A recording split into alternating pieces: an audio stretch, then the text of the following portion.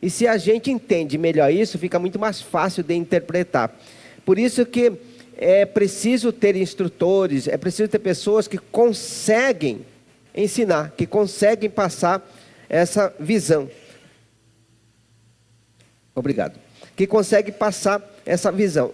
E quem são essas pessoas que conseguem passar essa visão da Bíblia? São os mestres, os professores. Por isso que a gente tem seminários bíblicos, é para tirar essas dúvidas, para aprender esses detalhes.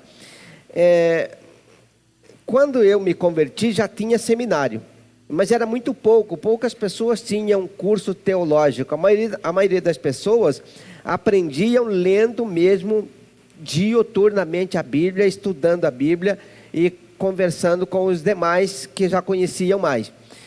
Com a vinda dos seminários, ajudou as pessoas a tirarem as dúvidas, porque no seminário você tem toda a organização dos estudos e como elas estão funcionando, como funciona a Bíblia. E hoje nós estamos vendo aqui, não é um seminário teológico, porque o curso vai começar agora, começo do ano, o curso teológico, mas essa parte que nós estamos vendo aqui é um pré-panorama bíblico, que nós estamos vendo agora. E vamos fazer panorama do Novo Testamento com a perspectiva de trazer um conhecimento um pouco mais profundo para quem estuda a Bíblia poder entender quando estiver estudando. Não é o estudo da Bíblia, é um panorama, ou seja, uma visualização mais aprofundada do que eu estou fazendo hoje, para que as pessoas ao ler vai saber como que está configurado esse texto ali, o porquê e como. Porque a Bíblia, ela é a palavra de Deus, mas é preciso interpretá-la. As pessoas leem, mas não conseguem interpretar. Então nós vamos trabalhando essa ideia de fazer a interpretação bíblica, a interpretação da palavra de Deus. Bom, então nós vamos aqui dando continuidade. Hoje nós vamos começar sobre Mateus. Nós fizemos do Velho Testamento semana passada, e hoje nós vamos falar um pouquinho sobre cada um dos livros, e bem rápido mesmo, porque 40 minutos, 50 minutos passa muito rápido. Então vamos lá, primeiro que nós vamos ver aqui é Mateus. Algumas pessoas não sabem que Mateus tem 28 capítulos, mas é assim, quando você está lendo, você vai de capítulo em capítulo, e quando chega a 28, termina e já passa para outro livro. Então são 28 capítulos. O livro de Mateus foi escrito pelo próprio Mateus. E você vai encontrar muitos livros da Bíblia que foram escritos por outras pessoas. Como é no caso de Atos dos Apóstolos. Está lá, Atos dos Apóstolos. E foi escrito por Lucas. E Lucas não era um apóstolo, mas era um escritor. Era um médico que acompanhava Paulo nas suas viagens. Dizem os entendidos que Lucas passou a acompanhar Paulo nas viagens, a convite de Paulo, porque Paulo tinha uma enfermidade, e dizem os estudiosos que ele levava Lucas, e Lucas acompanhava porque era um médico. Lucas era médico, né? Mas então era um médico particular, por causa da doença que Paulo tinha. E a doença dele, está muito claro que ele tinha um problema. Na visão, e quando ele conta que tinha um problema, ele não fala que era uma doença, mas ele tinha um espinho na carne, um empecilho, um problema. E ele disse que orou a Deus para que Deus pudesse tirar o espinho da carne, e Deus disse para ele: a minha graça te basta, porque o meu poder se aperfeiçoa na fraqueza. Então quer dizer que a enfermidade, ou o espinho na carne que Paulo tinha, também lhe proporcionava fraqueza, algum tipo de fraqueza, talvez fraqueza física mesmo. Então Deus estava dizendo: meu poder se aperfeiçoa na fraqueza, e não tirou o problema dele, não curou. Nós conhecemos um Deus que cura, que faz milagres, que fez tantas maravilhas, mas não curou Paulo. Paulo seguiu com o problema. Ou seja, alguma coisa ou algum problema nunca vai ser resolvido. Deus permite que a gente carregue determinada dificuldade, problema, que talvez é uma forma de Deus tratar a nossa vida. Tem alguns problemas que Deus permite para tratar as nossas vidas. Então, falando de Mateus,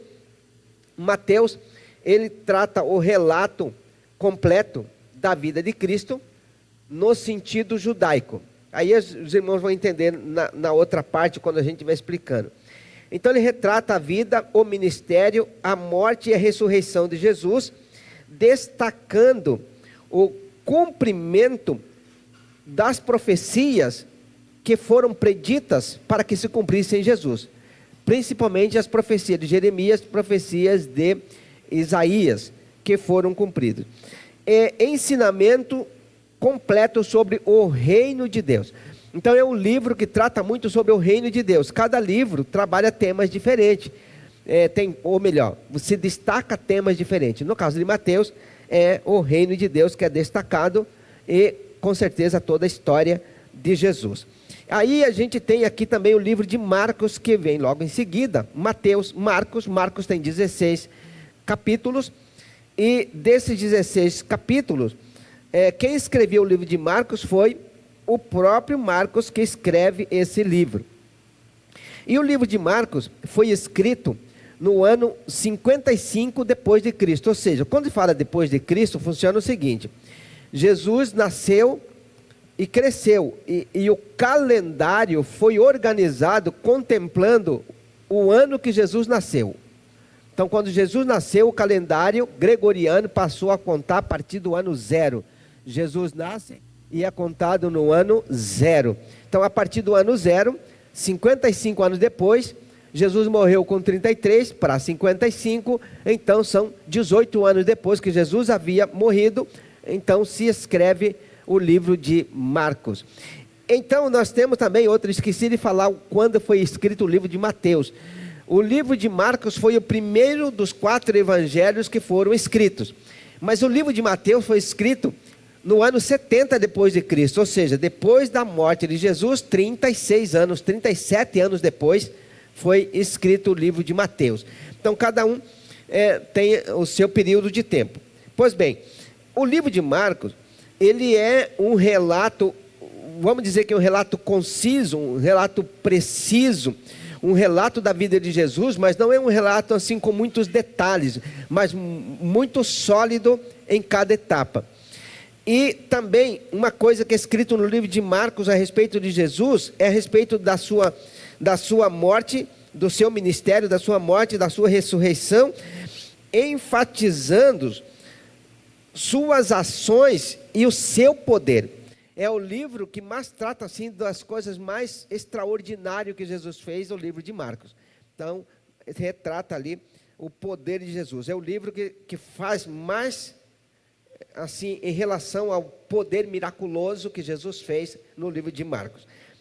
Como a gente não está vendo os detalhes, vamos já lá para o livro de Lucas. Lucas é o terceiro livro aqui do Evangelho, dos 4 Evangelhos, é o terceiro. Lucas tem 24 capítulos, escrito pelo próprio Lucas, porque Lucas escreve também esse livro um pouco antes do livro de Mateus.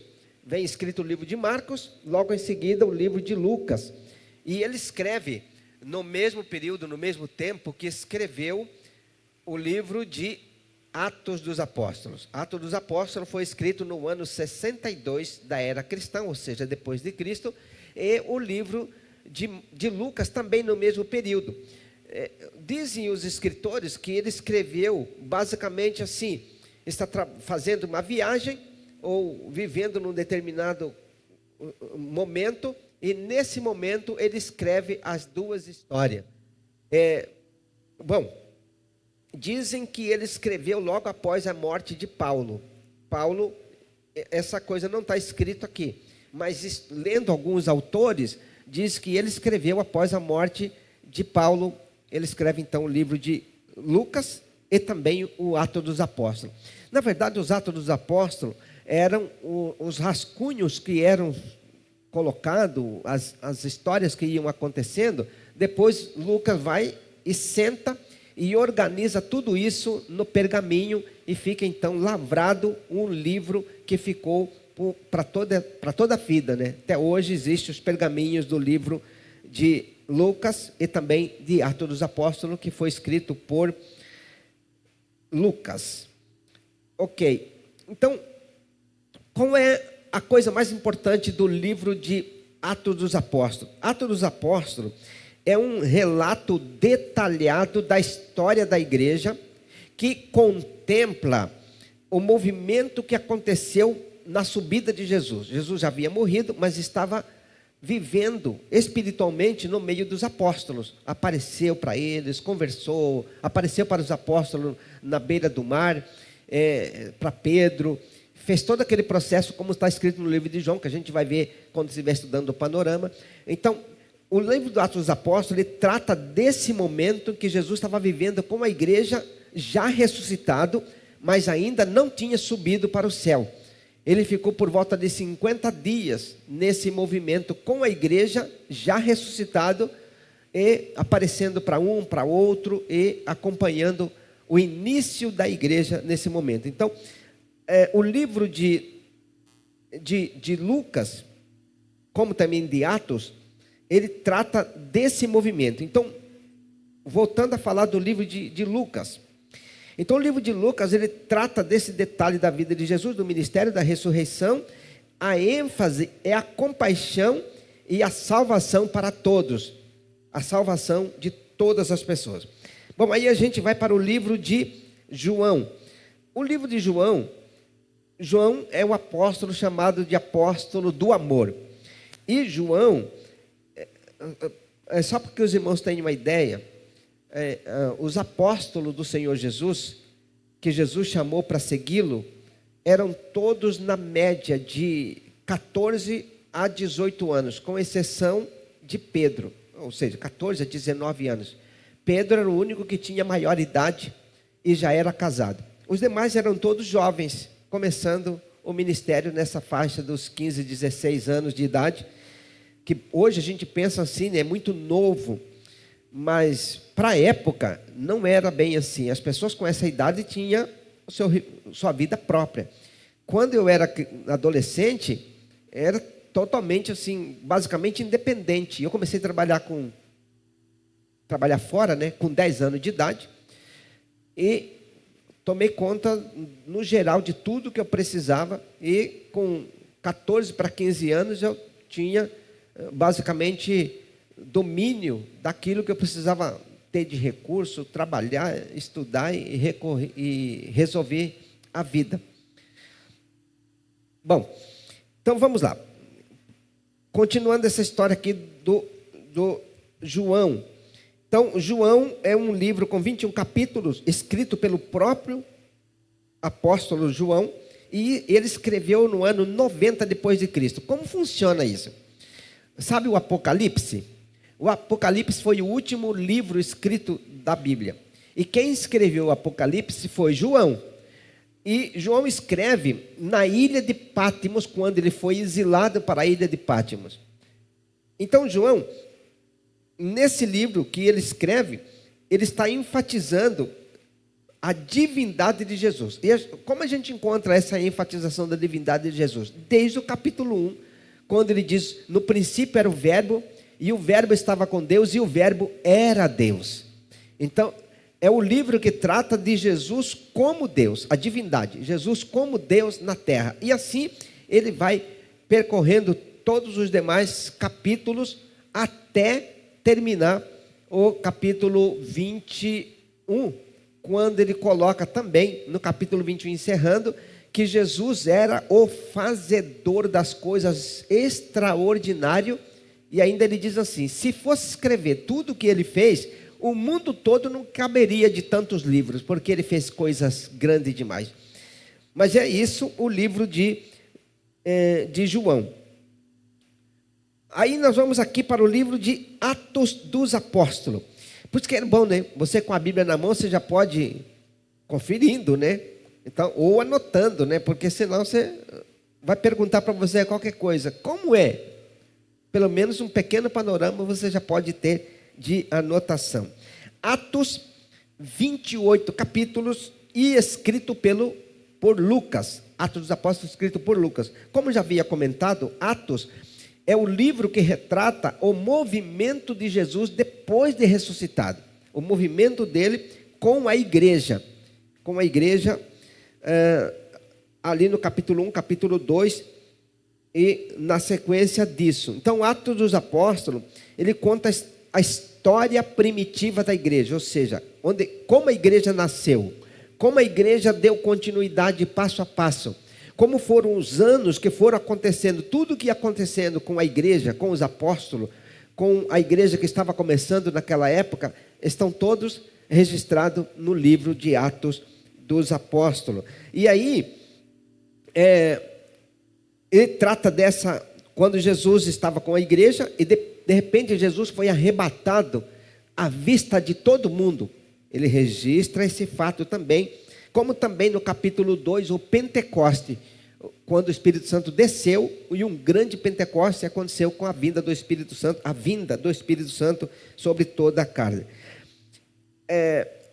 O ministério destaca duas pessoas que são importantes nesse destacado no Atos dos Apóstolos: o ministério do apóstolo Pedro e o ministério do apóstolo Paulo. Teve outras pessoas no Novo Testamento, no Atos dos Apóstolos, claro, um monte de gente, tá? Barnabé e outros apóstolos, Tiago, comenta de vários os apóstolos, vários movimentos, mas as duas pessoas mais importantes no livro de Atos é Pedro e o apóstolo Paulo. Bom, concluindo aqui essa parte de Paulo, né? O livro de Atos dos Apóstolos também, ele trata da igreja que estava em Jerusalém, mais ou menos assim, para os irmãos terem uma ideia, né? Quem conhece mapa está mais fácil entender, mas quem não conhece de mapa é mais difícil entender o processo. Jerusalém está aqui, e a igreja sendo movimentada aqui. De repente, a igreja cresce, mas não vai para outras cidades, não vai para outros países. Aí Deus permitiu uma grande perseguição acontecendo com a igreja, de tal forma que as pessoas começaram a mudar em alta velocidade para fugir da perseguição para outras cidades e outros países. Com isso, esses irmãos iam fugindo para outras cidades e abrindo igreja nas outras nações. Foi aí que Paulo também começa a fazer as viagens, e faz a primeira viagem, segunda viagem, terceira viagem, e ele chega em Roma, saindo de Jerusalém e chega até Roma, que não é perto, tá? Então, claro que é só de navio que ele poderia estar indo. Então, o livro de Atos dos Apóstolos trata também da expansão da igreja, não migrando, mas fazendo o trabalho missionário de Jerusalém, da Judéia, de toda aquela região, e indo para a Europa. Sai do Oriente e vai para a Europa. Então, o livro de Atos trata disso. Aí nós temos também o livro de Romanos. Eu falei que Atos dos Apóstolos, já tinha comentado, né, que foram escritos no ano 62, escrito por Lucas, 28 capítulos. E Romanos tem 16 capítulos escritos por Paulo. O livro de Romanos é escrito por Paulo. Por que livro de Romanos? Porque Paulo escreve para os romanos, onde ele também vivia, tá? Então, Paulo escreve para quem? Para os romanos. E escreve quando? No ano 57 depois de Cristo, ou seja, da era cristã. Cada doutrina abordando a justificação, pecado, também a justificação pela fé em Cristo Jesus. Ele aborda a situação do pecado, da salvação, da vida no Espírito Santo. E no livro de Romanos ele trata da vida de Israel, relacionado entre Israel e os gentios. E também ele trata do comportamento ético, do respeito que se tem que ter entre as pessoas. Então o livro de Romanos é um livro que trata desse sentido. E principalmente quando se diz o que é autoridade, o que não é autoridade, como se respeita a autoridade, são coisas que ele trata nesse livro também. Aí nós temos também o livro de 1 Coríntios. 1 Coríntios, eu acredito que todos os irmãos já leram também, né? 1 Coríntios, é importante ler bastante a Bíblia. Eu me recordo que quando eu me converti, eu lia bastante a Bíblia, só que eu não fazia como hoje eu faço. Hoje eu pego, por exemplo, a Bíblia e vou lendo Gênesis, Êxodo, Levítico, Números, aí eu vou lendo. Tem vezes eu pego Mateus e vou indo, Mateus, Marcos, Lucas, e vou lendo. Naquela época eu não tinha isso. Naquela época eu abria a Bíblia e começava a ler. E eu lia 2 capítulos, 10, 20, 30 capítulos. Aí parava de ler a Bíblia, não de eu chegasse, eu orava a Deus. Deus, eu quero que o Senhor me ensina hoje na Tua palavra, me mostra onde eu tenho que ler. Aí eu abria e começava a ler naquele lugar, eu ia lendo até terminar a leitura. Se essa leitura durasse 2 horas, 3 horas, era na sequência e não voltava depois para o outro capítulo para fazer uma leitura assim, o livro inteiro. Não era assim que eu lia. Então eu fiquei muito tempo lendo a Bíblia, mais ou menos nesse estilo, desse jeito. 1 Coríntios são 16 capítulos, escrito por Paulo, entre o ano 55 e 57. Os 2 livros, tanto 1 Coríntios como 2 Coríntios, foi escrito com a diferença de mais ou menos 1 ano. Paulo escreve a primeira carta do 1 Coríntios para o livro de Coríntios, para a igreja de Corintos, e logo em seguida, ele manda uma segunda carta para poder ratificar o que ele mandou, e inclusive tratar de corrigir as coisas que estavam ainda acontecendo de errado lá na cidade de Corinto. Então ele escreve as 2 cartas no mesmo período. Então a carta, no caso do 1 Coríntios, a carta está abordando divisão na igreja. Estava acontecendo muita briga. Eu sou de um lado, eu sou do outro, eu sou de Apolo, eu sou de Pedro, e essas confusões de a pessoa achar que é melhor que o outro. Então estava acontecendo esses problemas. Então esse problema não é novo, já acontecia naquele tempo. Então Paulo escreve a carta aos 1 Coríntios para tratar desse problema. E qual o outro problema que Paulo trata na carta? Imoralidade sexual. Porque ele trata de um problema que aconteceu no livro lá, na igreja de Coríntios. Ele trata que um camarada estava ficando com a madrasta. O negócio é pesado mesmo. Então ele trata disso aqui no 1 Coríntios. Mas também ele trata do tipo de culto, a ordem do culto. O culto precisa ser santo, sagrado, sem bagunça. Então ele trata disso também. Trata dos dons espirituais. Ele fala da ressurreição de Jesus, inclusive no capítulo 15, no versículo... Todos os capítulos, todos os versículos, mas ele reforça tudo isso a partir do versículo 53, reforçando sobre o arrebatamento da igreja, sobre a vida futura. E também Paulo trata da ênfase na unidade e no amor cristão, de uns para com os outros. São os assuntos principais que ele trata. 2 Coríntios também ele trata falando sobre o sofrimento, a reconciliação do homem com Deus, como a gente precisa se reconciliar com Deus. E também ele trata no livro de 2 Coríntios sobre a generosidade, ou seja, essa coisa da gente ser amável com as pessoas, ser generoso, ou seja, doador, abençoador, ofertante, né? Que você apoia as pessoas, ajuda as pessoas, se alguém tiver necessidade você socorre. Então ele trata desse assunto no livro de 2 Coríntios, e também ele faz a defesa do apostolado, a defesa da liderança, inclusive defende ele mesmo, dizendo que ele não merecia ser desrespeitado por alguns que não tinham consideração por ele ser quem ele era. Entende que todo mundo deveria respeitar, mas algumas pessoas não tinham o mesmo nível de respeito. Então ele trata sobre esse assunto também, mandando a carta, pedindo para as pessoas se retratarem. Gálatas são 6 capítulos escritos pelo próprio apóstolo Paulo, que quem veio na primeira aula, na verdade, né, nós falamos sobre as cartas paulinas, que são 13 cartas paulinas. Então nós estamos aqui tratando de Gálatas, que foi escrito no ano 50. No ano 50 depois de Cristo.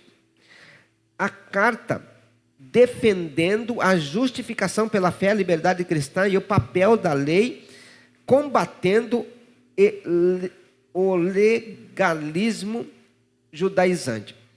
Traduzindo em miúdo, o que essas frases querem dizer?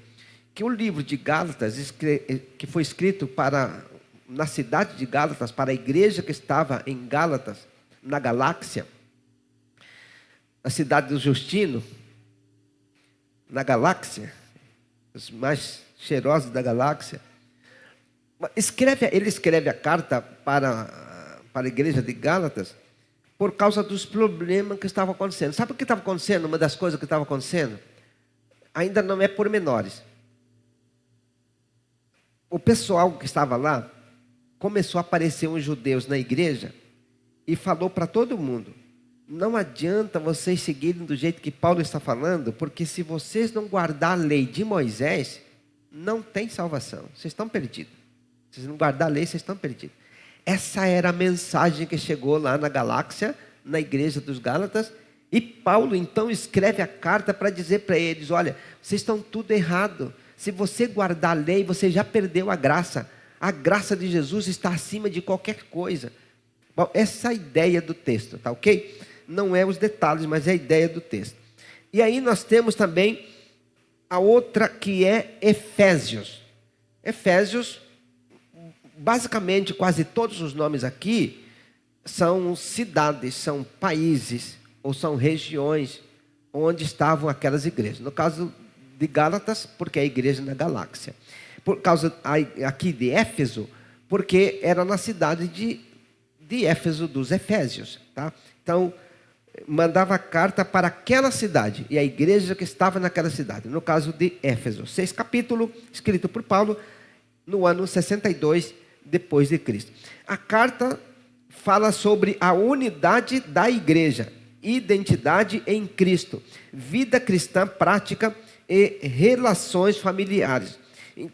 Inclusive o capítulo 5 de Gálatas é um manual dos mais perfeitos para relacionamento conjugal, para trabalhar com famílias. Então, Paulo trata desses temas, e quando a gente está lendo aqui os temas que o livro trata, é mais ou menos assim: você pega o livro e você encontra nesses temas, tipo 2, 3 capítulos, só tratando disso.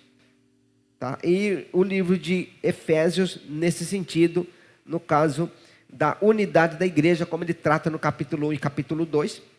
Então ele trata também dessa vida familiar, que é o capítulo 5 inteiro, tratando dessa vida familiar. No capítulo 4 ele fala sobre a identidade da igreja, identidade de Cristo, identidade da igreja, nossa identidade em Cristo Jesus.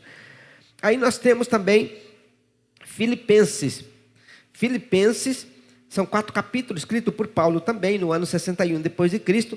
A carta é de encorajamento, de alegria, ou seja, trazendo à tona tudo isso e conclamando a igreja para viver em alegria, e também considerando os sofrimentos, mas se alegrando no meio do sofrimento.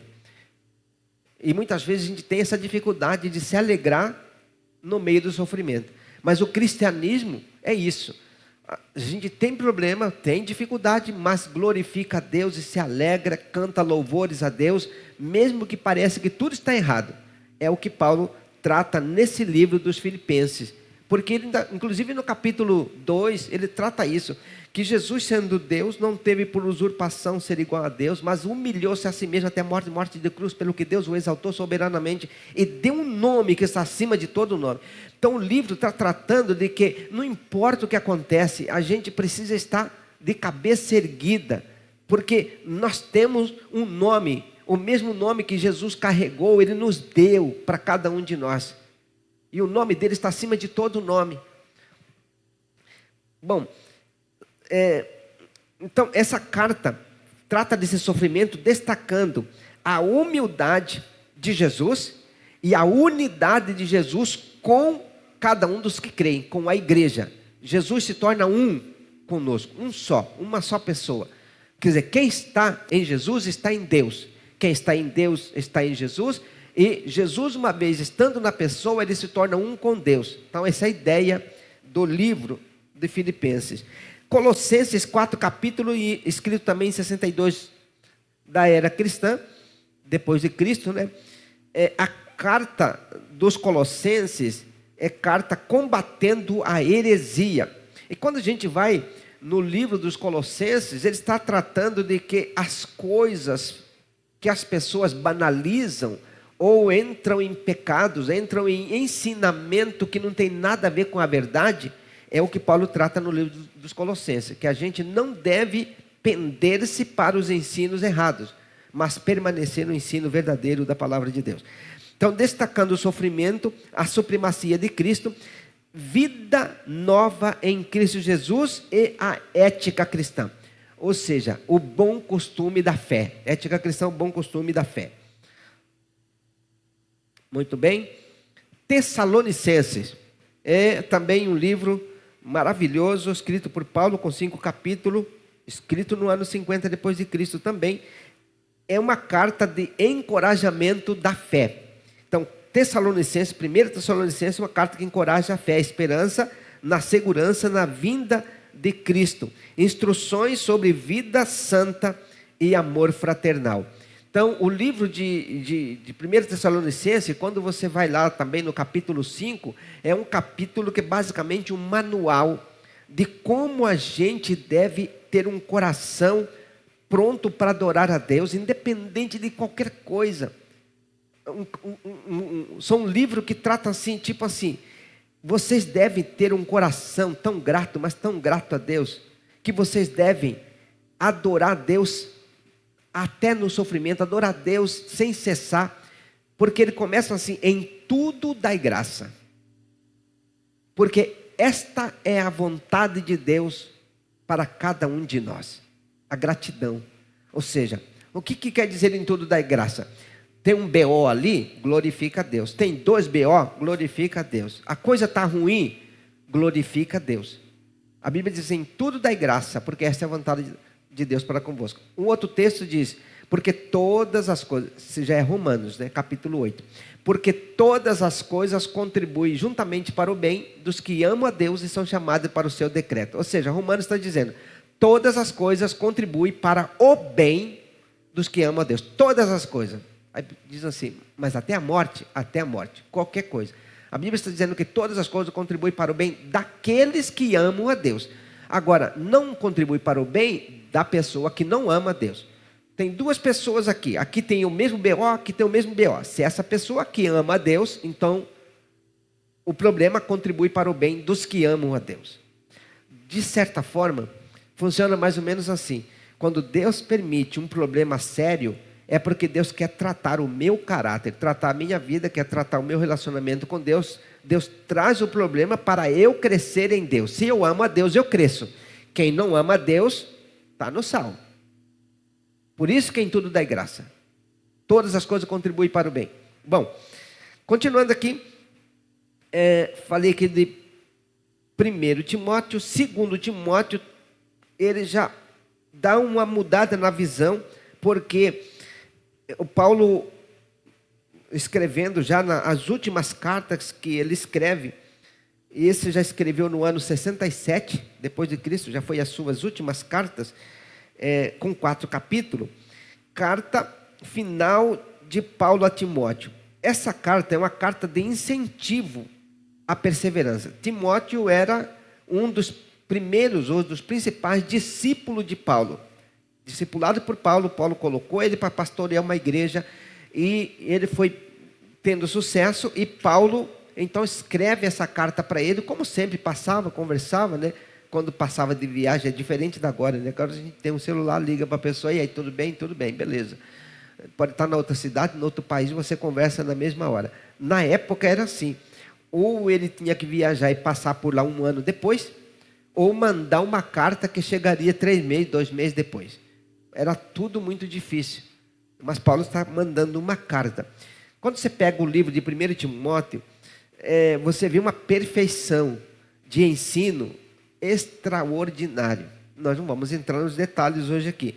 Então, a carta de 1 Timóteo é uma carta com instruções pastorais, porque Timóteo era pastor daquela igreja que Paulo tinha colocado ele para pastorear.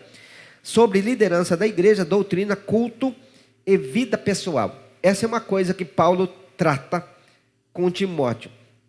É a carta do 2 Timóteo, também com 4 capítulos, primeiro é com 6, sendo a última carta que ele trata, incentivando perseverança, fidelidade ao Evangelho e preparação para tempos difíceis. E falando de Timóteo, nas 2 cartas, Paulo então escreve uma coisa impressionante para Timóteo. Diz assim: o líder, a pessoa que lidera, precisa ser muito dedicado, cuidadoso, para que as coisas não aconteçam. Até mesmo a família de quem lidera precisa ter um bom exemplo. As outras pessoas, o bom exemplo precisa ter, mas não é um requisito para poder continuar ministrando. Mas do líder, sim, é importante que tenha essa dedicação, ou seja, esse cuidado com a família. Tito, são 3 capítulos, escrito por Paulo também no ano 64 depois de Cristo. A carta é uma carta de instrução pastoral. O que é isso? Tito também era um discípulo de Paulo. Paulo então escreve para Tito. Veja aqui que aqui a gente tem carta escrita para a cidade, para a igreja toda, e tem carta escrita para uma pessoa, que poderia ele mandar a carta para a cidade, no caso da igreja, mas ele mandou para Timóteo, e mandou uma carta para Tito, um outro pastor. E quando ele escreve para esse outro pastor, chamado Tito, ele faz uma carta também pastoral sobre o comportamento da liderança. E você vai encontrar, a carta de Tito é pequenininha, é tipo um folheto, né? Mas ele coloca na carta de Tito, escrevendo para Tito, sobre a doutrina saudável e sobre as boas obras, a organização da igreja. Aí ele trata de várias coisas. Ele trata do jeito das irmãs lidar na igreja, dos homens, dos líderes, de como deve ser o comportamento de quem vive na igreja. Então ele vai tratando desses assuntos numa pequena carta. Filemão, um capítulo só. 62 anos de Cristo, anos na era cristã. A carta de Filemão pedindo misericórdia e aceitação para o escravo fugitivo chamado Onésimo. Agora é um irmão em Cristo. É uma carta pequenininha também, não sei se vocês abriram aqui Filemão, mas se vocês abrirem, vão ver que é uma carta minúscula, mas é uma carta tratando de um assunto simples. Filemão, ou melhor, Filemão era um homem, digamos que rico, né? Não é rico. Tinha um empregado chamado Onésimo. Esse camarada fugiu de Filemão e sumiu do mapa. Paulo encontra esse cara, prega para ele, ele converte. E aí Paulo manda Onésimo de volta para o seu patrão, porque ele tinha fugido dele. Ele era escravo, fugiu. E aí Paulo diz: agora você vai voltar lá para o seu patrão. E aí ele manda uma carta pelo próprio Onésimo, levando uma carta para poder chegar lá e dizer para Filemão: aqui está o teu servo que se perdeu, mas eu quero que você receba ele como irmão, não como empregado. Ele é empregado, mas você vai tratar ele como irmão em Cristo Jesus. Então, são ensinos que vale a pena a gente aprender de fato, porque a gente cresce entendendo que não há rico, não há pobre, não há patrão, não há empregado. Em Cristo nós somos um só. Esses dias um camarada contou que chegou numa igreja e o rapaz do estacionamento, né? O moço do estacionamento foi todo cuidadoso, recebeu ele e tal, queria estacionar o carro para ele e tal. Eu sei que tratou ele com muito cuidado, muito zelo e tal. Aí ele perguntou para ele assim: o senhor é diácono aqui? Ele falou: não, eu sou auxiliar do diácono. Eu sou auxiliar do diácono. Estou aqui para estacionar, mas eu sou auxiliar. Bom, beleza. Eu sei que o culto aconteceu, quando chegou no final, ele descobriu que aquele camarada cuidadoso que estava lá era o juiz da cidade, era o auxiliar do diácono. O juiz da cidade, trabalhando de diácono. Isso a gente conta bastante, né? De vez em quando, já fui assim, igreja que quem era o diácono era o cirurgião dentista. Tinha outro que era diácono, mas era o cardiologista, que inclusive um deles eu conheço esse diácono, cardiologista, aqui em Cuiabá. Então ele está na igreja lá, mas ele é diácono da igreja. Aí você vai na igreja lá, aí tem os irmãos lá na igreja que trabalham de gari, mas vai para todo bonitão lá, e o diácono que cuida dele lá, o diácono é o patrão dele, digamos assim. Na igreja é um negócio impressionante, que não tem essa de ser rico ou ser pobre. O cardiologista é o diácono e o gari é o pregador. Está tudo certo. Então é que Paulo está dizendo assim: receba Onésimo como irmão, porque agora ele é irmão no Senhor. Está convertido, é nosso irmão. Ele vai trabalhar, tudo certo, mas é irmão. Muito bem. Mandando aqui, né? Filemão, agora é Hebreus. Hebreus 13, capítulo. Não tem autor definido, não tem assim ninguém que possa dizer assim: quem escreveu os Hebreus foi fulano de tal. Não tem. A maioria das pessoas tem ideia de que tenha sido Paulo que escreveu, mas não tem autor declarado. Foi escrito no ano 64 depois de Cristo. E qual é a ideia de Hebreus? A ideia, o panorama de Hebreus é exortação à perseverança na fé, destacando a superioridade de Cristo sobre o judaísmo, novo pacto e sacerdócio de Jesus, o sacerdócio. O livro é tão grande que eu nem vou arriscar os comentários para não gastar muito tempo nos comentários, porque o livro é fenomenal demais, o livro de Hebreus. E aí nós vamos aqui para Tiago. Tiago 5, capítulo, escrito pelo próprio Tiago. A partir dessas cartas aqui, eles são chamados de cartas gerais. Existem as cartas paulinas e agora nós estamos nas cartas gerais. Então, das cartas gerais, nós temos aqui o Hebreus, o Tiago, né, que foi escrito 60 anos depois de Cristo. Quem era Tiago? Ou melhor, o que a carta traduzia para nós? Carta prática sobre a fé em ação, ética cristã, sabedoria, justiça social e controle da língua. Então, no primeiro capítulo, ele já trata sobre a ação da justiça social. No capítulo 4, ele trata do poder da língua. Também no capítulo 1, ele fala sobre a ética cristã. Então, o livro de Tiago, ele é fenomenal demais. Capítulo 5, na verdade, capítulo 4 e capítulo 5, ele trata dos dois temas. Ele começa com o relacionamento, digamos que no passo do controle da língua, e também no capítulo 4 ele já começa tratando da ética na igreja, como deve ser o comportamento de cada um na igreja. Pedro, 1 Pedro, 5 capítulos, escrito pelo próprio apóstolo Pedro, 63 depois de Cristo, a carta de encorajamento e perseverança em meio ao sofrimento, santidade, submissão e vivendo como exilados e escolhidos de Deus. Pedro escreve, e na própria carta dele, ele fala sobre outros apóstolos. No caso, ele comenta sobre Pedro e sobre Paulo, e sobre o quanto Paulo escreve coisas maravilhosas. Então ele faz esse elogio aos escritos de Paulo.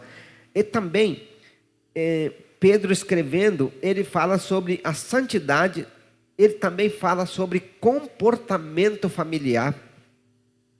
Pedro fala sobre comportamento familiar. Segundo Pedro, são 3 capítulos, 67 depois de Cristo.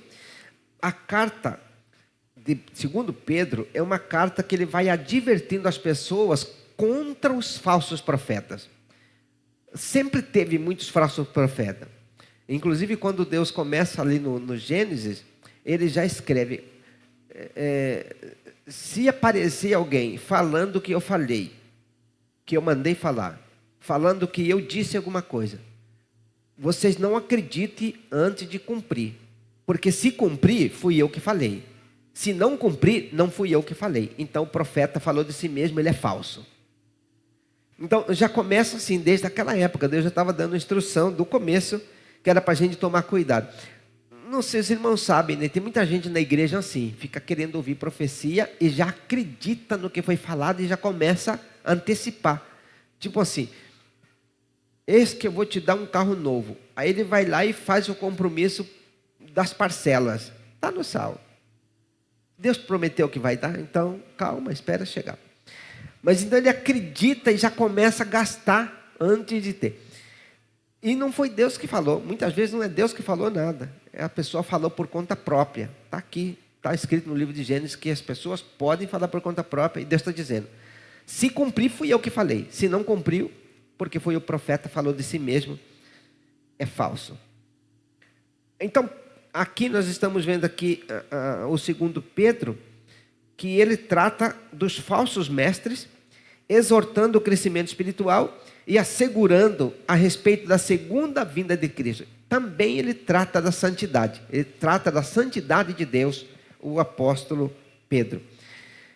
E chegando aqui, já mais no final, nós temos aqui o livro de 1 João, com 5 capítulos.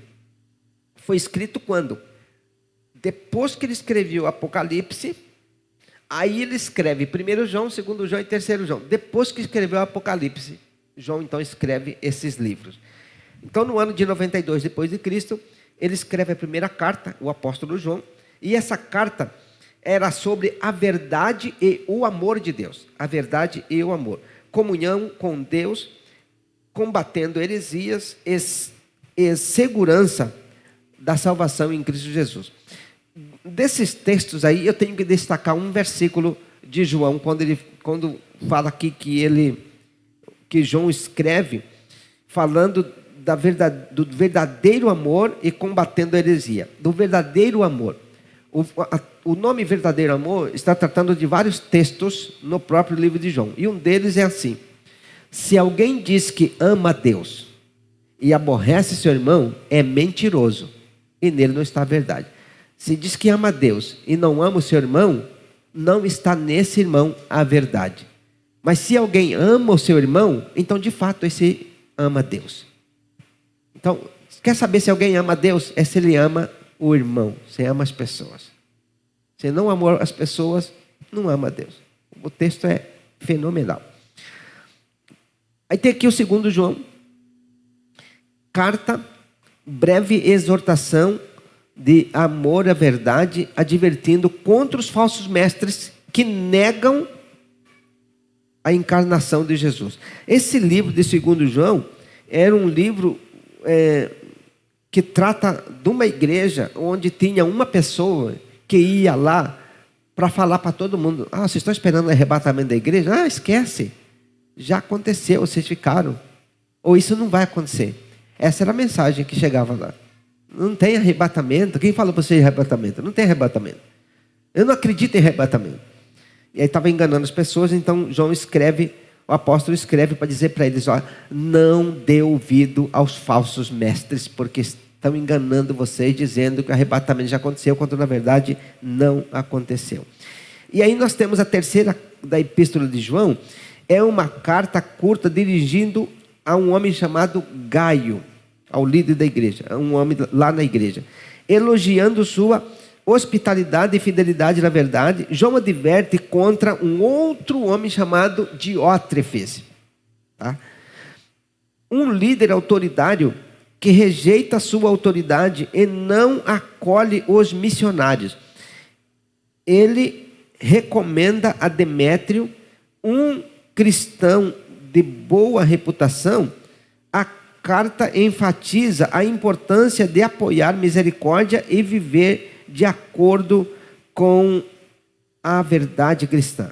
João determina expressamente seu desejo de visitar Gaio em breve. Então veja aqui, existe um homem chamado Gaio, existe um chamado Diótrefes e outro chamado Demétrio. Ele quer visitar Gaio, mas escreve também para Demétrio dizendo: tome cuidado com Diótrefes, porque Diótrefes é um problema seríssimo. Sabe o que esse cara fazia? Era assim: os apóstolos mandavam missionários para passar pelas cidades e visitar as igrejas. Esse Diótrefes tinha muita influência e não deixava os irmãos hospedar o missionário na casa deles. O nome era feio no pedaço. Era um problema, não deixava. A conversa chegou lá no apóstolo João, que falou para eles: olha, esse camarada aí perdeu a fé, ele não tem noção do que está fazendo. Como é que não recebe o povo de Deus que está pregando o evangelho? Se ele não receber, tudo bem. Ele não quer receber na sua casa, mas ele proibiu os outros de receber, os missionários, é um problema seríssimo. Então, continuando aqui, quase terminando, né? Nós temos aqui a epístola de Judas. Judas é também um capítulo, também foi escrito no ano 70 depois de Cristo. Esse livro aqui é um livro que trata assim, numa espiritualidade muito difícil de entender. Muito difícil de entender.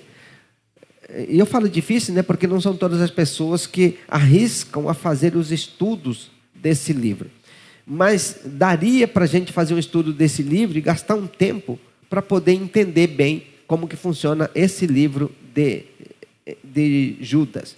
O livro de Judas, uma das coisas mais importantes do livro de Judas é a forma como nós devemos lidar com o mundo espiritual.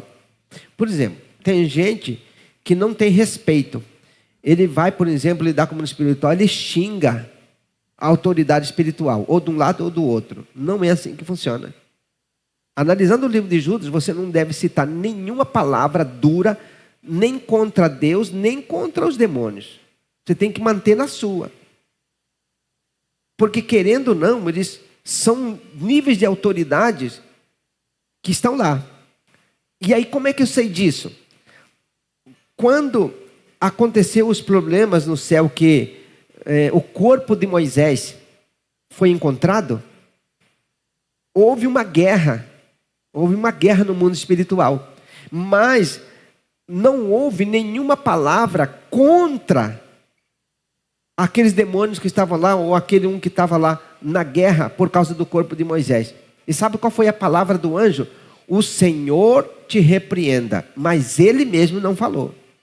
Aí tem gente que fala palavrão, crente que fala palavrão. Claro que crente que fala palavrão vai xingar qualquer um, vai xingar um demônio, vai xingar. Por quê? Porque não tem noção do poder da palavra. Você abre portas, abre portal, e essa porta está aberta para vir maldição, demônios para a sua vida. Nunca abra portão, nunca abra portas. As nossas palavras abrem portas. Agora, que portas que eu preciso abrir? Glória a Deus, aleluia, santo é o Senhor, que Deus abençoe e prospere. Nada de palavrão. Aí tem gente que não tem noção. Bom, continuando aqui, encerrando aqui com Apocalipse. Apocalipse é um livro escrito por João e foi escrito já no final da sua vida. Então descreve o livro de Apocalipse, que é o último livro do Novo Testamento. Ele conta as revelações que ele viu quando estava na ilha de Pátimos. Como aconteceu isso? João era o apóstolo, chamado apóstolo do amor. E eles ganhavam muita gente para Jesus, a igreja crescendo. Aí surgiu a perseguição contra a igreja. E João foi preso e foi mandado para ficar exilados numa ilha chamada Vermelha, ou ilha de Pátimos. E ele ficou lá, exilado, vivendo lá nessa ilha. E ele teve uma revelação. Deus mostrou para ele o futuro. E ele escreveu todo o futuro, que agora está acontecendo. E tem muita coisa ainda para acontecer. Tudo que está no livro de Apocalipse, e ele escreveu quando estava exilado. Pensa assim comigo.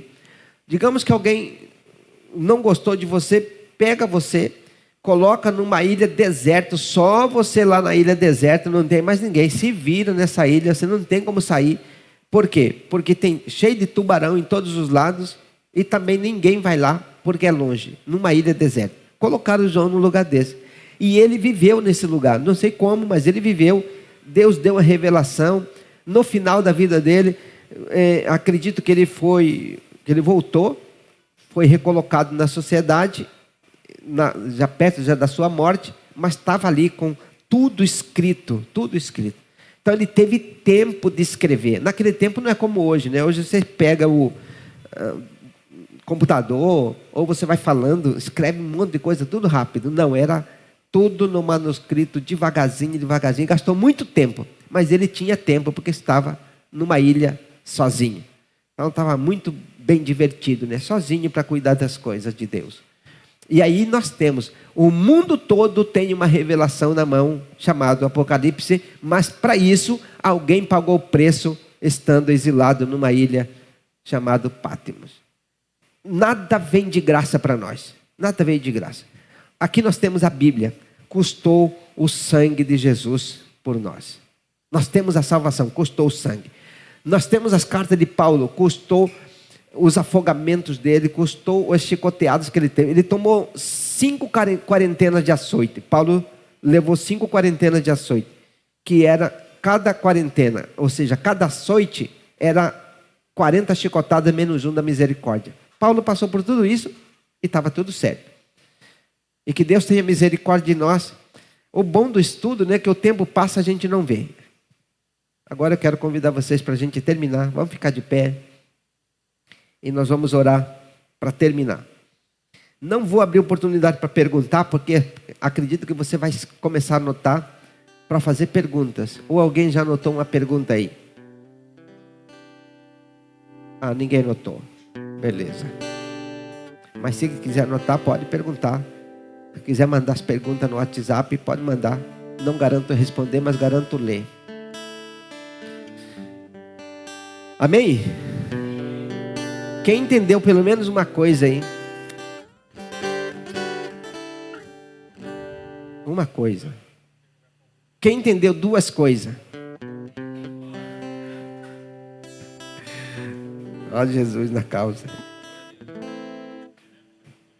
Vamos então fazer uma oração ao Senhor. Ou melhor, vamos cantar uma música para a gente orar com essa música.